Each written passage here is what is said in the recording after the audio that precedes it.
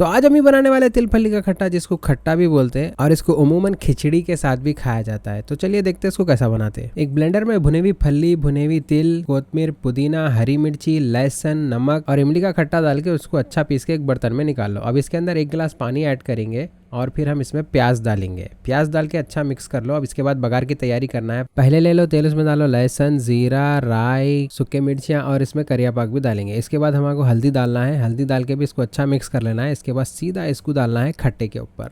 That's it, आपका खट्टा बन के तैयार है। आप भी अपने घर पे ट्राई करिए और कमेंट करके बताइए आपको कैसा दिखा। इंस्टाग्राम पे फॉलो कर लो और यूट्यूब पे सब्सक्राइब कर दो। फिर मिलेंगे एक नई वीडियो में।